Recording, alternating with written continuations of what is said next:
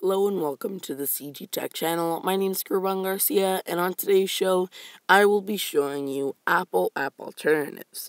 Now, what I mean by this is instead of using Apple Calendar, you could use a third-party calendar as an example. So, let's get through the intro, and I'll show you guys these apps which will help you get more out of your iOS devices. So instead of using FaceTime, you could be using Skype. Now, I myself, because I like Google services, I use Hangouts on my devices because it rings everywhere. But a lot of people like to use Skype because most everyone is on Skype or has at some time had a Skype account. Now, people don't like FaceTime because you're not able to chat you're only able to chat to one person. So I myself use Hangouts. Now, the next one, instead of using Apple Calendar, you can use Sunrise. Now, I myself love Sunrise, and I will be doing a tutorial on this sometime in the future. But you're able to connect Google calendars, iCloud calendars, Microsoft calendars, anything. Any type of calendar can be connected. Now, next, instead of using Apple's Photos, you could be using Google's new Photos app. Now, using this new Photos app, Google now allows you to upload as many pictures as you want for completely free. There's no charge, nothing. Now, the catch is you can only upload up to 16 megapixel photos, so that's that. But if you don't like Google Photos, you can use Dropbox's Carousel app, and all these apps will be linked on my website, which there'll be a link down below in the description. So next is camera. So many people do not like Apple's camera because it is lacking many features. So I myself, when I record these videos, use ProCam XL and ProCam 2, which is a very nice app because you have many options. You can choose your frame rate, you can choose your resolution. They have hundreds of, not hundreds, but it's just many different features that you can use, such as time-lapse and all that. So it's a very nice camera app, and I have done a tutorial on it, and so you can check that out.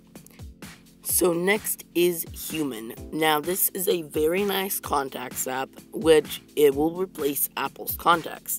Now, I myself do not use this app, but I have heard many very good reviews on this app. Now, I use Apple's contacts because I am able to sign in with my contacts accounts, such as from Outlook and Gmail, and it works very good.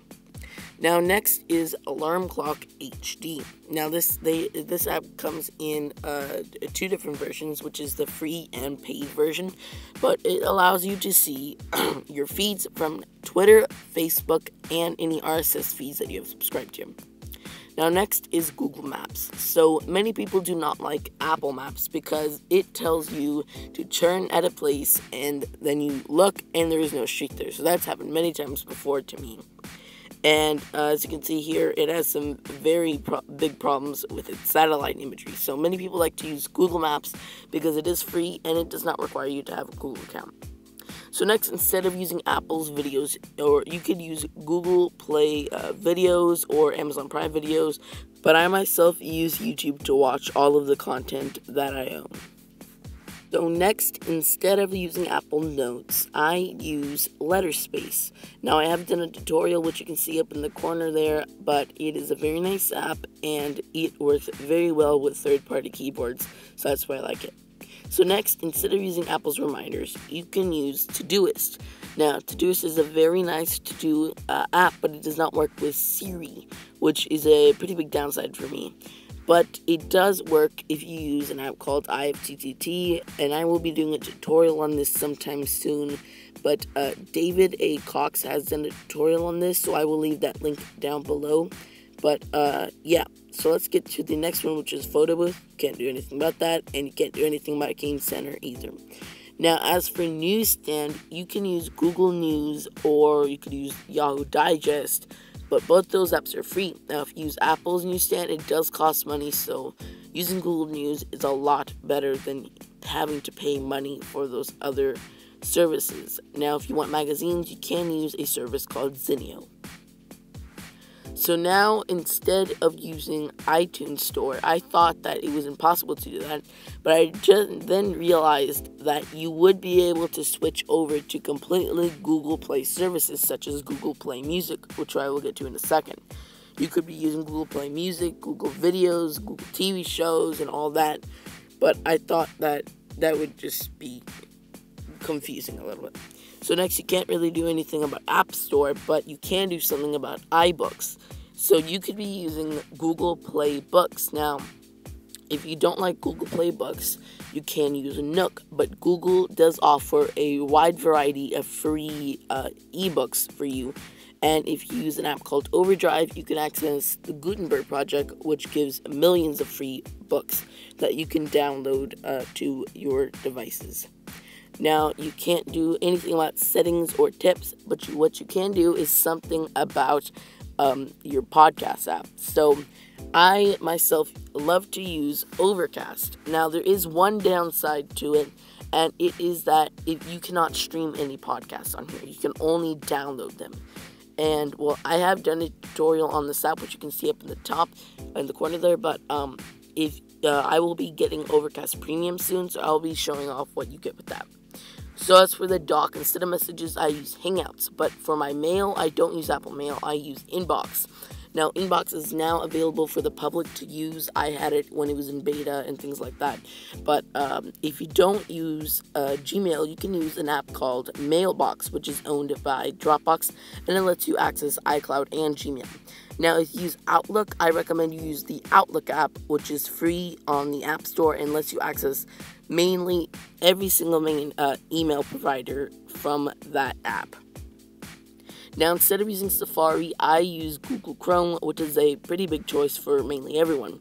Now, it does not require a Google account, but it is very nice because it syncs with all of my devices, and also because it works with my Chromebook, because that's the only web browser that Chrome OS has. Now, as for music, I use Google Play Music because it allows me to upload all my CDs. So I collected a lot of CDs before I had these devices, and I was able to sync them with the computer and move them all up to Google Play services. So instead of using Apple Weather, you can use an app called Storm, which is very nice. And instead of using Health, you can use the suite of Fantastic apps and My Plate for calorie tracking. And instead of using Passbook, you can use Google Wallet. Now, I don't know of any other services that are like Passbook, but you can use that. And instead of stocks, you can use Yahoo Finance. Now, as for phone, the main part of an iPhone, you can use Google Voice. Now, Human, the app I showed earlier, also acts as a phone if you want it to do that. But Google Voice allows you to make free phone calls, but I'll be doing a tutorial of that on another day.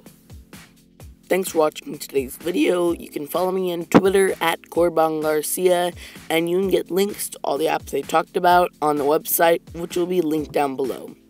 Anyway, guys, thanks for watching, and you'll hear my voice in the next video.